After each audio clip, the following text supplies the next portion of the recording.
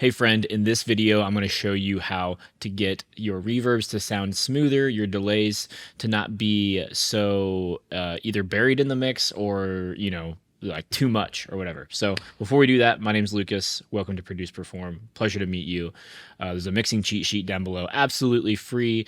My gift to you. Okay, so let's dive into the video. So I often have used reverbs and delays, and just to create, especially in worship music, because that's the main thing that I mix is worship music, and we love our reverbs. We love a lot of space. We love to add space, but sometimes it's just too much. And I struggled with the longest time where I would listen to a mix of mine, and I would hear the reverb, and I'd be like, oh, that sounds good. And then I'd listen to like another pro's reverb, whoever else, like whether it be Luke Hendrickson or Sam Gibson or something. And I'd be like, well, that sounds better. But like, I know they're probably using the same reverbs because I have all the Valhalla stuff. It's like, you can't really buy much more, right? And so I just could not, I just was like, man, what's going on? So you try EQ, you try EQing the reverb in the post, and that helped a lot, made it sound so much better. And that was a standard thing for me for the longest time. But until I've realized that resonant suppressors are the way to go post reverb. So let me explain. So on this drum kit in verse 2, coming out of this chorus 1, this is really where the drums kind of come in. I wanted this big spacey reverb on the big snare hits. So he's kind of doing some rolls, and on the bigger hits, I wanted like a big reverb to kind of splash through. So I'm just going to solo the drums here, and you guys can hear that.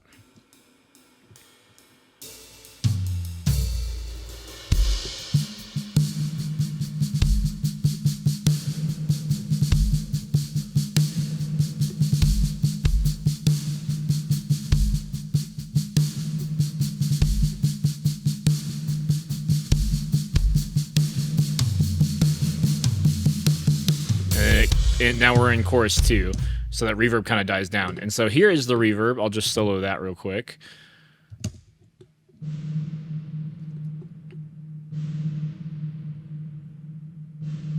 Okay, and I'm just using a Valhalla Vintage reverb. I think the only 2 settings that I changed was I changed this to dirty plate instead of, I think it starts on like a hall or something. And then this is up to almost like 9 seconds on the decay time. Everything else I just kind of left, and it sounded pretty good. So let me take Soothe off real quick. So this is what it sounded like before I put a resonant suppressor on it. Like, it sounds huge, right? Made in your image, your breath in our lungs. Just that alone is enough. But I mean, if you guys are listening, there's some weird stuff happening in like the low mids, and it's just kind of making it muddy. Like, I love the space, I love the vibe that it gave it, but man, it's just getting muddy. And so you could just throw an EQ on, right? So I just grab Pro Q 3, if I can type, and we can just find where that's at and EQ it out. So probably run around here in this area here. Yeah, like right here, looks like probably like 400, which is where that boxiness from drums comes, right? And so you can just EQ that out. Your breath in our lungs, just that alone is enough. You brought me from, and that helped. Like, it honestly sounds pretty cool, right? But here's the thing: is I didn't realize that most people were just using a resonant suppressor just to dial it in a little bit better. So we have Soothe 2 here, favorite resonant suppressor. It does such a good job. And you guys can see I'm really hiking up here around 400 and 1K, really all of that mid-range stuff. So I just want to A/B this real quick with you guys to show you guys just what this is doing in real time, and how whenever the signal isn't as strong, it kind of brings those frequencies back in and keeps that space, but only when they're like being, overwhelming is whenever it pulls it down. So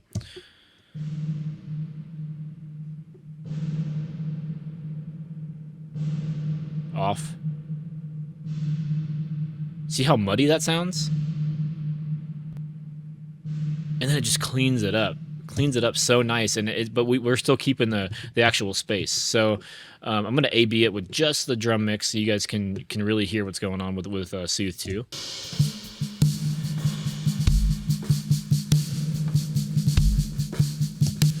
Sorry, there is something coming through somewhere that's not right. Oh, I shifted the overhead. Whoops. Okay. Don't know how I did that.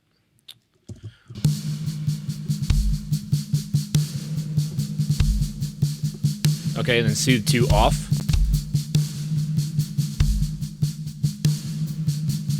And back on. Like, it literally just creates the exact EQ curve that I would want, but it's doing it in real time without like a static EQ. So it's, you know, like I could go in with a dynamic EQ and find all those little spots, but Soothe 2 just does it so quickly. Now, obviously, you still need to tweak it, right? Like, you still need to listen to where the spots are, and that may be great for you to first things first is do some EQ on it. Find the spot that you don't like, which, you know, for me was like this 400 area, you know, the really boxy area of drums, and then pull that out, see what that sounds like. And then you can open up Soothe 2 and boost those spots that you want it to pull down. So like, you know, we got this 1K here, and we've got, you know, 430 something. So total game changer. And I know I just did it on drums, but now I want to show you guys on vocals, because it's the same exact thing. I used to just EQ away my whole life on the after of all these you know, reverbs, and I have good reverbs, like the Valhalla stuff. I have the Super Plate from Sound Toys, all this stuff. And so let's just I just want to show you guys this here. So we'll go to verse 1 here.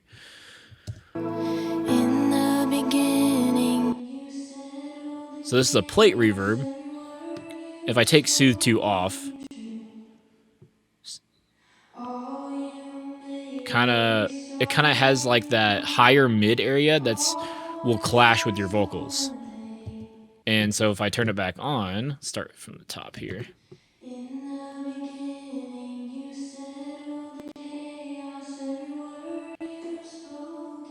It just like tightens it up.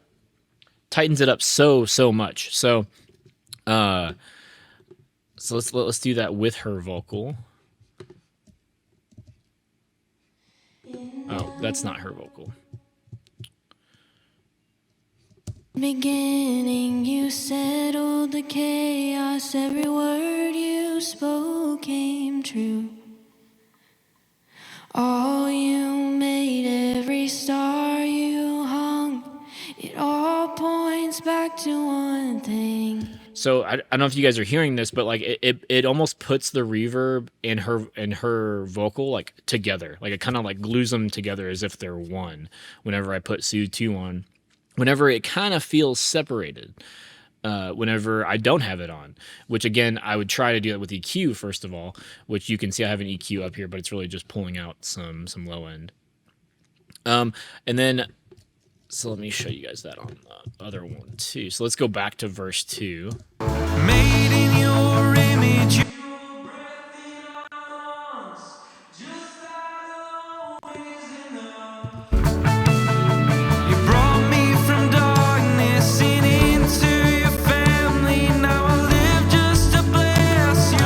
And so, like, man, it's like it glues the vocals together with the reverb. It keeps the structure of kind of the sound of the whole song together. And the reason for that is because it's basically allowing the vocal to come out on top of the reverb, and then after the vocal's kind of done singing in that area, it brings all that stuff back up. As if it were like a real decay in a room, right? Almost like an impulse response. Super cool and super easy to do. And you guys can see here, opening up Soothe, I have it really instructing the 1K, almost 3K, and 5K range to really be pulled down a lot, because that area just gets so muddy with vocals, or it gets really harsh, or it just, I don't know, it just sounds nasally. And sometimes the nasaliness comes from your reverb and delays that you're using. So made in your image, your breath in our... So I'm just going to emphasize it a ton just for reference. Just that alone is enough. You brought me from darkness and into your family. Now I live just to blame. And then another thing that it allows you to do is actually bring your reverbs up a little bit louder. Because the reverb's fitting in with things now, so you can actually bring your reverb up louder, and it just kind of sinks into the mix a little bit more. And then one last tip that I will show you guys that a lot of people do, especially if it's more of like a pop song or like a CCM type song, they will actually sidechain your vocals to your reverb, so that whenever your vocal is singing, the reverb is being pulled down, but then as soon as they let up or let up at all, it brings the reverb up and kind of fills that space. But while they're singing, it keeps it nice, crisp, and clear, and that direct signal is up front. And then and obviously you can dial this in with like pre-delay. You can come into your reverb and add more pre-delay, but sometimes that sounds weird, and it's not it. The reason that like pre-delay is good, and I always have it on most of the time for at least a little bit. But if you try to dial it in to where every time they're singing, the reverb's not coming in until they're done singing, it won't ever work because of how the phrasing works, and sometimes they're holding notes longer. But like you get what I'm saying, like it just doesn't work that way. And so you can just grab any compressor. So I'm just using Waves R compressor here, and you can sidechain it to whatever the vocal is. If you just have one lead vocal, in my context, I have a few lead vocal tracks here, as you guys can see. And so I made a little bit of a bus called lead vocals. And then I am basically telling that whenever the lead vocals are really coming in and they're pushing in, it will then compress this reverb down however many dB. So let's just give this a test here on chorus. Jesus be glorified. There's no name above your name. You are lifted high.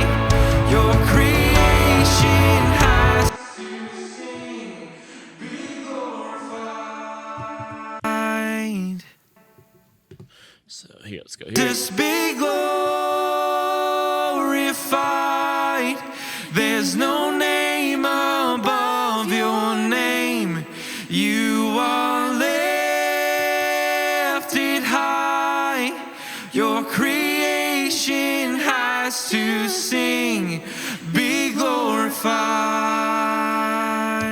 So you guys can see there, it is just... it's really just pushing that reverb out of the way, but it's not killing the reverb, which is great. Like pre-delay, it won't do any, most of the pre-delays, it won't actually have any reverb at all. And so with this, like the reverb's still there, but it's just being pushed down just enough for your vocal to sound crisp and clear right when he's singing it, but then it's shoved right back in. And obviously, you can change the release to where once you can change the release, like, so to be really, really fast, so that reverb comes right back in. We can try that real quick. Be glorified. There's no name above your name. And so let's just, I'm just going to bypass it here. Jesus be glorified. Okay, so it's off here. There's no name above your name. You are lifted high. Your creation has to sing, be glorified. So I don't know about you guys, but it just seems like it's tighter around, but like you still have the lush reverb coming in. It's just not getting so muddy and so messy while they're singing. It's a huge deal, and that is why a lot of pros, you'll hear their vocals and their reverb together, and you'll just be like, wow, it just sounds so unified and so well put together. And it's like they must have the pre-delay working so well. No, they're just sidechaining stuff or using Soothe too. It's overly simple, but also not something that you would traditionally think of. So try this out on your next mix. It is really, really great. I love Soothe 2 for resonant suppressor, but I would be remiss if I didn't recommend some others because I think Soothe 2 is probably the most expensive out of all of them. It's the most popular, but you don't have to buy Soothe 2. So my two other favorites, there's a bunch on the market, okay? But my two other favorites is Smooth Operator from Baby Audio, killer plugin. Like, so cool. There are times that Soothe 2 does not work for me, I'll be honest, and I will throw this one on and it'll work. So they it's the same type of thing. Basically, you adjust these to do more or less resonance suppression across the EQ spectrum. There's a little focus area here. I would say it doesn't have as many controls as Soothe 2, but sometimes that can be to your benefit because sometimes when I have Soothe 2 open, I will, I'll be like here, and then, moving all this stuff around and then I'll get lost and then it sounds worse. So, and then my other one is Curves Equator. So from Waves, this is a killer plugin as well. You can even do a learn function to where you can throw it on your reverb, and then it will learn where all of the peak resonances are, and then find them for you and start pulling them down for you. So it's a little bit more of a set it and forget it type of thing. But it even has all the advanced controls you would want to: sensitivity, shape.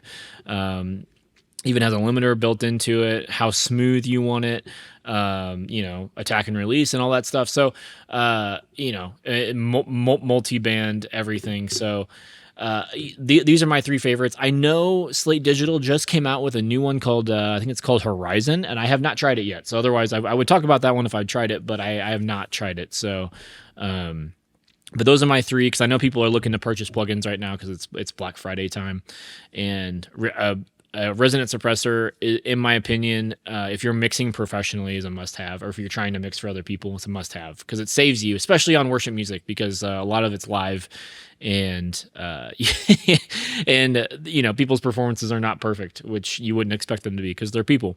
So yeah, hope this helps, guys. Hope you get those lush and smooth sounding reverbs. Let me know if this helps. And mixing cheat sheet down below, absolutely free. I hope you guys have a phenomenal holiday. Well, in the United States, this week is Thanksgiving, but I hope you guys have a great holiday, and I'll see you guys on the next video. Bye.